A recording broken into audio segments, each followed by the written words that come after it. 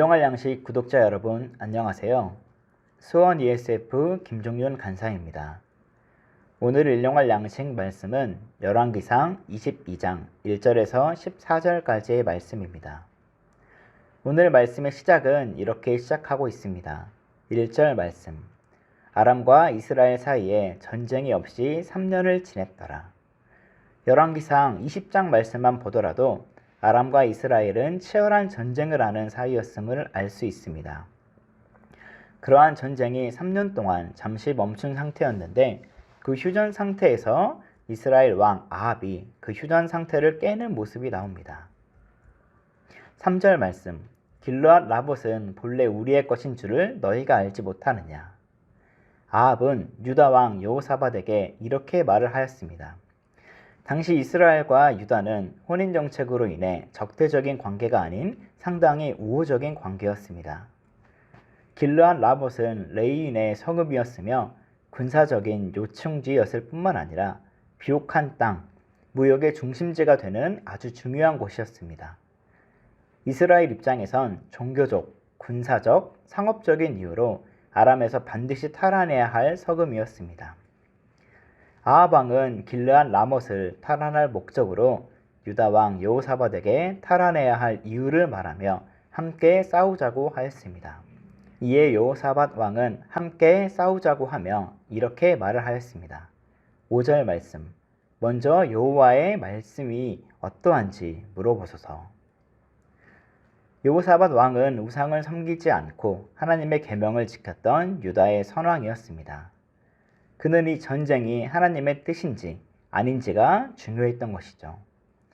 우호적인 관계를 계속 유지하려면 당연히 전쟁에 참여하는 것이 맞지만 여호사밧 왕은 그보다 하나님의 뜻, 하나님께서 기뻐하시는 일이 무엇인지 그것이 더 중요했습니다.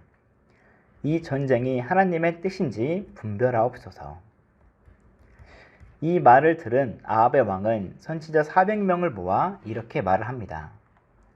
내가 길르앗 라봇에서 싸우는 것이 하나님의 뜻이냐 아니냐.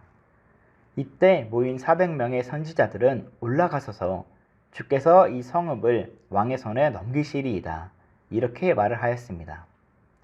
이 말을 들은 여호사밧 왕은 그렇구나, 이게 하나님의 뜻이구나 이렇게 생각하고 넘어가는 것이 아니라 이 400명 외에 우리가 물을 만한 여호와의 선지자가 여기 있지 아니합니까? 이렇게 말을 합니다. 즉 여기 모인 400명은 진실한 하나님의 뜻을 말하는 여호와의 선지자가 아니라는 것을 여호사밧 왕은 알았던 것입니다.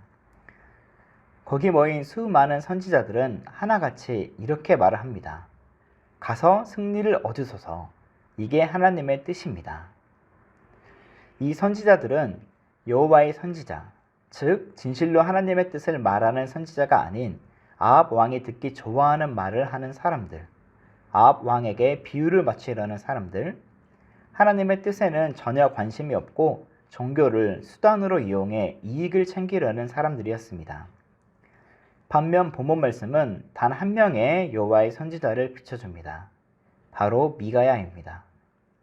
다른 사람들은 아합 왕에게 잘 보이려 아부를 하며 아합 왕이 듣기 좋아하는 말을 하였지만 미가야만은 달랐습니다. 아합 왕은 미가야를 소개하며 이렇게 말을 합니다. 내게 길한 일은 예언하지 않고 흉한 일만 예언한다. 그래서 내가 미가야를 미워한다. 이렇게 말하고 있지요. 이 아합 왕의 모습을 보며 우리의 모습을 돌아보았으면 좋겠습니다. 듣기 좋은 말, 내가 좋아하는 말에는 귀를 기울이나 쓰고 찔림이 되는 오늘 일용할 양식 주제처럼 쓴약 같은 말은 내가 피하려고 하지 않나. 이렇게 우리의 삶을 되돌아보았으면 좋겠습니다. 하나님의 말씀을 들을 때 너무나 위로가 되고 감사하며 따뜻한 말씀이 있습니다. 하지만 때로는 너무 아프고 찔리는 그런 날성 검과 같이 다가오는 말씀 또한 있습니다. 나를 위해 해주시는 쓴약 같은 그 말씀에 귀 기울이며 사는 우리들이 되었으면 좋겠습니다. 오늘 하루 말씀을 생각하며 아합 왕과 같이 내가 듣기 좋아하는 말에만 귀를 기울이며 사는 것이 아닌 정말로 나를 위한 말씀이 무엇인지 분별하며 비록 그 말씀이 나에게 찔림이 되고 아플지라도 그 말씀에 따라 살아가는 우리 일용할 양식 구독자 여러분이 되셨으면 좋겠습니다.